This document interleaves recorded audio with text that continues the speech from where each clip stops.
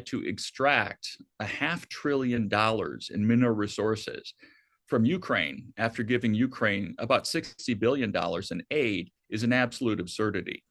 Not only is it obviously completely lopsided, but we need to keep in mind that Ukraine has been defending the United States and our West European allies and our European allies more generally from Russian aggression ever since Russia invaded Ukraine for the second time in 2022. The Ukrainians have been doing the fighting and dying. All we've done is provide some aid, which is a pittance compared to what we've gotten from them, which is defending Europe against Russian aggression.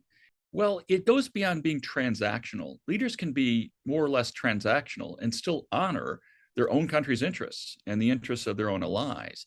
Trump's transactional nature is all about him. It makes no sense even from a transactional perspective to try to extract from the Ukrainians 8 times what they've received from us in aid. It makes no sense to abandon our West European allies, to abandon NATO. These are force multipliers for the United States, and they've helped produce a more peaceful world that has benefited the United States immensely. And to abandon those commitments isn't about a more transactional approach to American interests. It's about Trump's personal interests. Trump loves Putin. Trump has loved Putin since 2016, at least. He's acted as basically an asset for Putin, at least since that time, and perhaps before that. They owe Ukraine. We all owe Ukraine for doing that for us. And Europe needs to step up now and help replace the aid that will no longer be forthcoming from the United States now that Trump is in office. And I think European leaders understand this. I can't imagine the French president or the incoming or sitting German chancellor or the prime minister of Britain, for example, demanding Ukraine's natural resources in exchange for aid. They know perfectly well that Ukraine is defending them, and they know that the Western alliance, including Ukraine, would actually be a benefit to them as well. Trump is saying no NATO membership. Trump is saying Ukraine provoked the invasion, much like saying that a raped woman provoked her rape.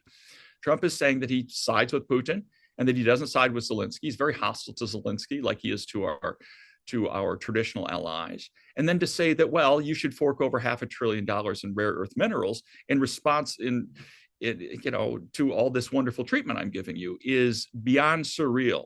And it's just the kind of thing we can expect from Trump. I can't imagine West European leaders engaging in this kind of nonsense. And this is an Orwellian world. Black is white, up is down. Putin is a legitimate leader. Zelensky is a dictator, obviously exactly the opposite of reality. So this relationship that Trump is developing with Zelensky is basically the same kind of relationship Putin has with Zelensky. And that's because Trump apes Putin. It is as if it's 1941. Middle of 1941, Hitler has been bombing Great Britain for almost a year. He's invaded and occupied parts of France, other parts of Europe. And President Roosevelt, the American president, decided, instead of siding with the British and the French, our allies and other Europeans, I'm just going to sit down with Hitler. Maybe we'll go to, some third country, maybe Saudi Arabia or something, and we'll discuss how we can basically get the Brits and the French to pay up. And we will, we'll kind of partition those countries. We'll decide, Hitler and I are going to decide what to do about Europe. Now, that's exactly what's happened today. It might sound like an exaggeration, but it's not at all. That's a precise analogy, especially in Europe, that they can actually defend themselves. They need to build up their own defense industries.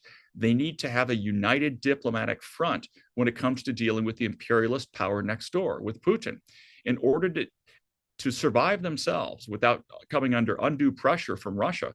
They're going to have to do that, and they're going to have to step up and help replace American funding for the support of Ukraine themselves. If they do that, that will be a stroke in favor of their own security. And in fact, that really needs to happen now. The Europeans can no longer count on the United States as long as Trump is president for the security. Of course, if a Democrat came back to power, then obviously things would change. But for the next 4 years, we have Trump. And it's important for them to know that they cannot count on Trump. The notion that somehow Putin's going to take what he's got and then go home and take his toys and go home and be fine is absolute nonsense. What Putin's going to do is take what he can get now. Then he's going to go home and he's going to rearm. He's going to try to, seek whatever economic recovery he can do, and he will begin in short order to start the pressure on Ukraine again in anticipation of another invasion. This is going to happen. Putin says it's going to happen. He's been saying this is going to happen for a long time. And if we don't take him seriously and take him at his word, we're making a huge mistake. Let's face it also, the Ukrainians are not going to put up with this. You consider what they have sacrificed. You consider also how independence-minded they are and how anti-Russian they've become. They didn't used to be as anti-Russian, but how anti-Russian they've become, especially since the first Russian invasion in 2014. They're not just going to take this lying down. They're going to continue to try to fight. And the Europeans need to help them.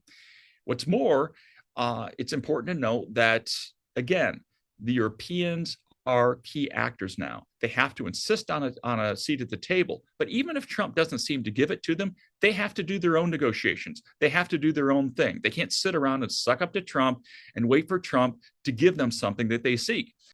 This idea that everything depends on American security guarantees is understandable that European leaders feel that way because that's the world they've lived in for the last 80 years. But that's no longer the world they live in. They need an independent defense policy, and they need stronger, bigger militaries and defense industries to defend themselves. And they need to go it alone without the United States to the extent that that's necessary.